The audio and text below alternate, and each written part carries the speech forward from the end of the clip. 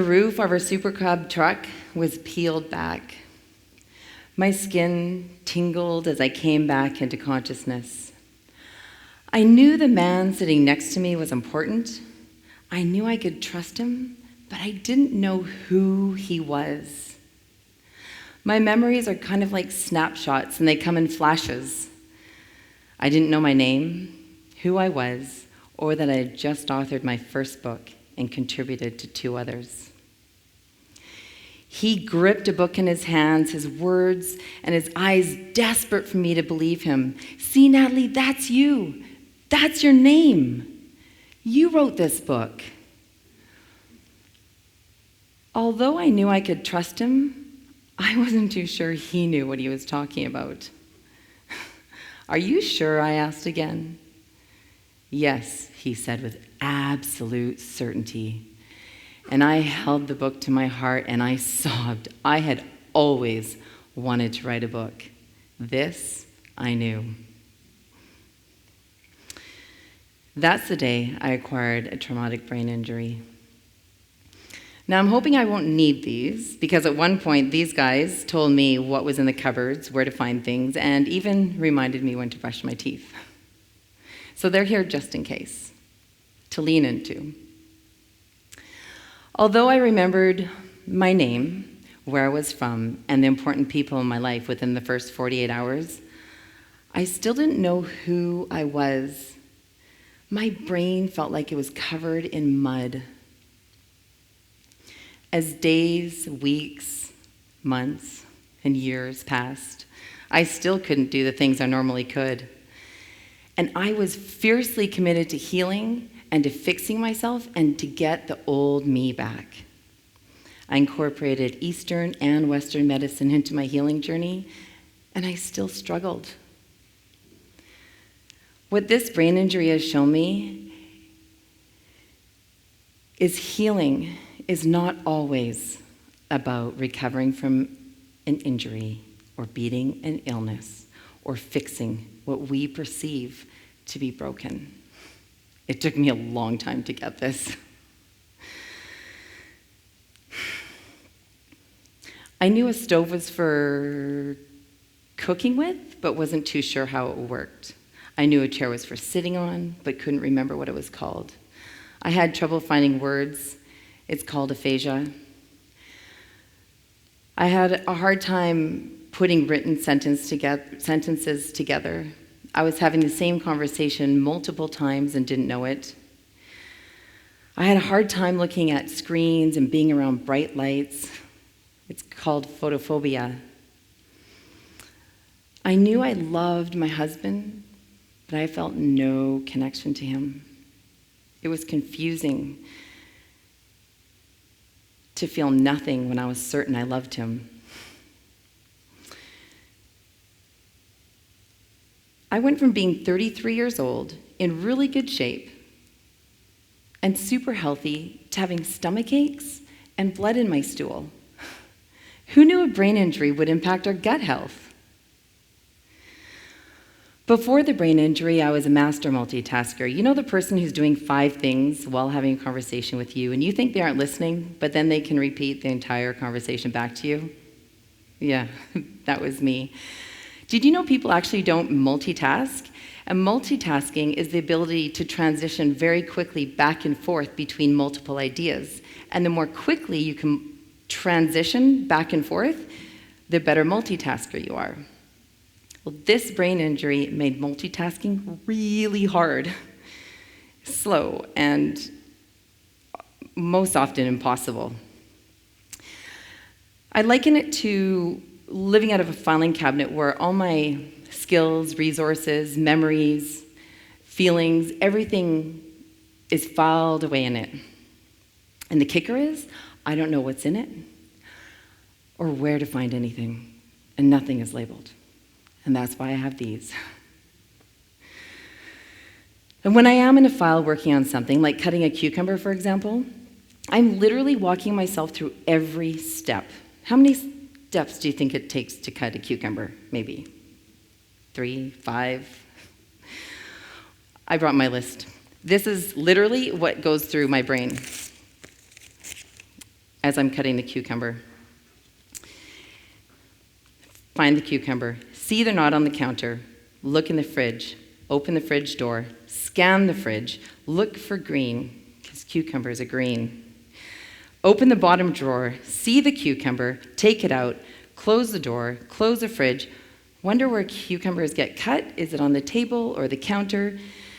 Decide the counter. What else is needed to cut the cucumber? A knife. Find the knives. Wonder which one works best to cut a cucumber. Randomly pick one and hope it works. Wonder if I need a cutting board. Decide yes. See there's more than one size of cutting board and wonder if it matters which size I choose. Randomly pick one. And now I have to remember how to cut a cucumber. And in the middle of all of this, one of my children walks up to me and asks for a glass of water. Now I have to put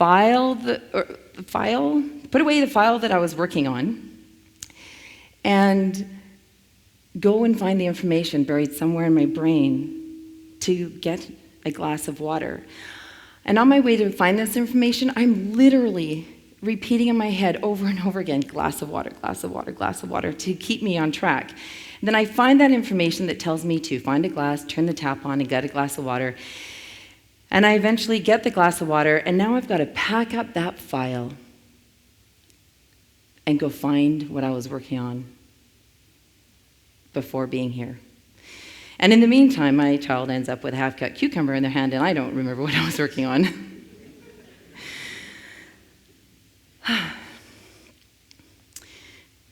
Some of the darkest moments were around 2 years post-brain injury, after I had my first baby.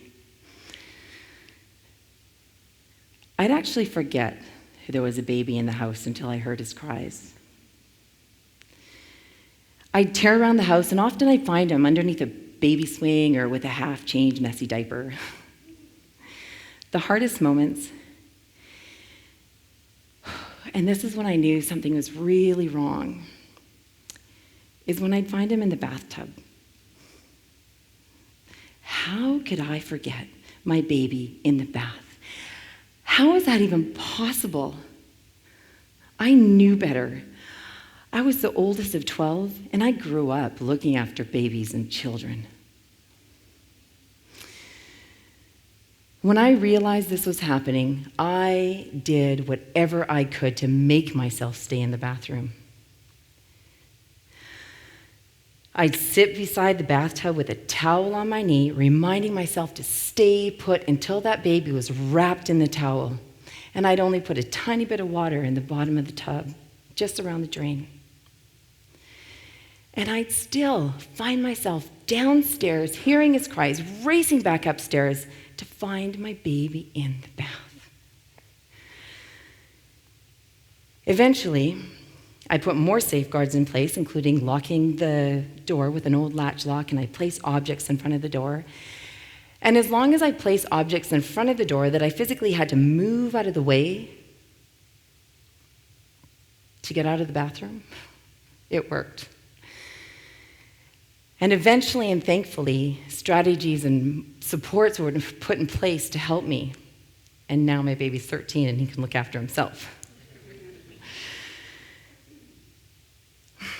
Sharing that story is hard, and hearing it might be even harder. And I share it because these conversations need to happen. One of the biggest challenges was on the outside, I looked normal, while on the inside, my wires were crossed, and my circuits were misfiring. It was confusing because I could still do a lot of things really well, and at the same time, skills,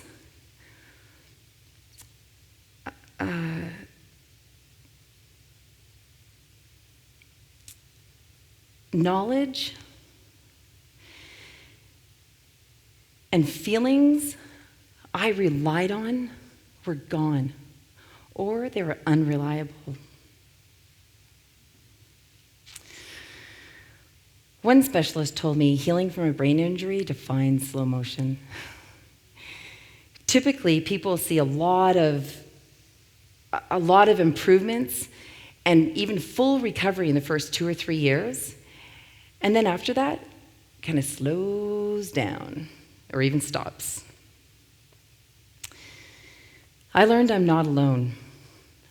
According to the Journal of Neurosurgery, 69 million people acquire brain injury every year. According to the International Brain Injury Association, brain injuries are a leading cause of death and disability worldwide. When I surveyed 200 brain injury survivors, their number one challenge was missing the person they were before the injury. When most people meet me, they don't know I have an injury, a brain injury. If I came onto this stage in a wheelchair or in a cast or with a bandage wrapped around my head, you'd get it, you'd see it. Brain injuries are invisible. They can't be seen. And like a fingerprint, every brain injury is different.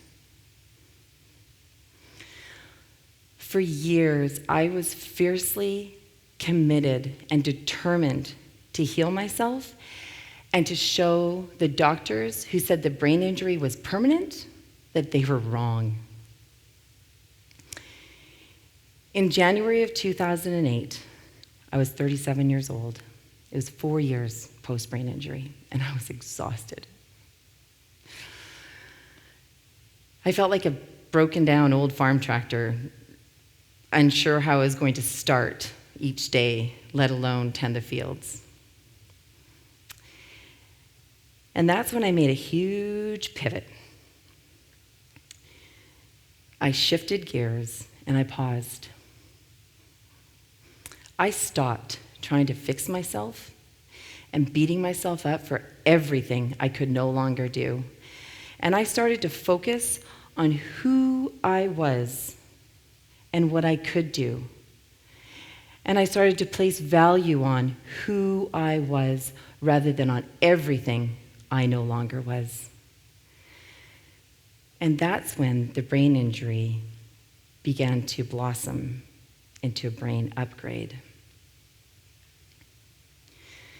This brain injury has shown me that healing, true healing, is to embrace who we are, where we are in this very moment.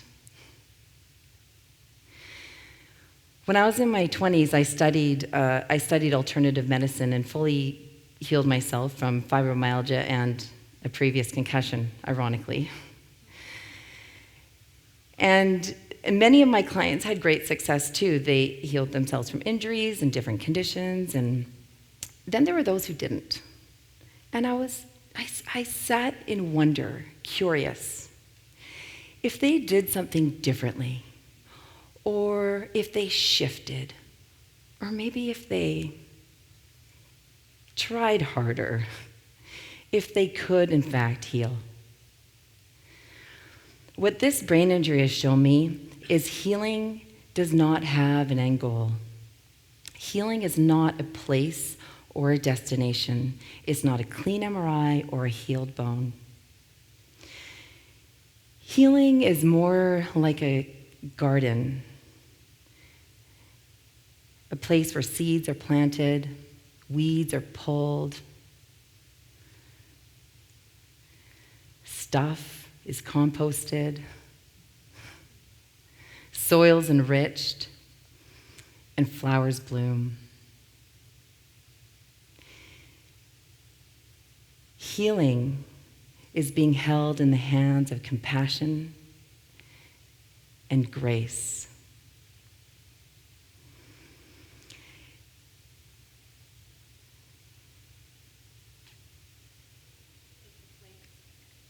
It's a place where we surrender to what is. It's a place where... I'm going to start that again. It's a place where we surrender to what is, right? Sorry?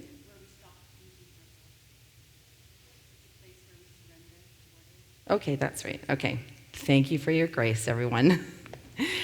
It's a place where we surrender to what is. It's a place where we stop beating ourselves up for everything we're not and everything we're not that we want to be. The brain injury continues to invite me to be contented with what is and to gently hold and hug the me that I am. It's a place where we actively embrace the beautiful and not so beautiful, the easy and the hard, the joy and the pain, the connection and the disconnection. The brain upgrade continues to show me it's okay to be wrong, to forget, and to be messy. It's allowed me to hold James' hand and say, you're still lovable and you matter. It's a place where we live in gratitude. The brain injury continues to invite me to be active in gratitude, to sink into the beauty of a smile, the green and spring grass, and new ways of being. It's a place where we practice deep self-compassion. The brain upgrade shows me we all do the best we can with where we're at, with what we know, every time, all the time. It's a place where we live in grace. The brain upgrade continues to invite me to love and forgive myself and others for everything I am and everything I'm not, and everything they are and everything they're not. Grace gives me the presence to live every day. We all have adversity, and part of my story is living with a brain injury. Maybe you have a brain injury or know someone with a brain injury. The umbrella is huge. The truth is, we all have adversity, invisible and visible. And here's the magic. When we soften into compassion and grace, that's when healing happens and love shows up. That's when connection to what matters wakes up. Our walls come down. Our acceptance deepens. We connect with a deeper purpose. Relationships are nurtured. Communities are enriched. Love happens. And God's whispers are heard. And with acceptance, brain injuries and life's adversities are turned into brain upgrades and life's opportunities. Namaste.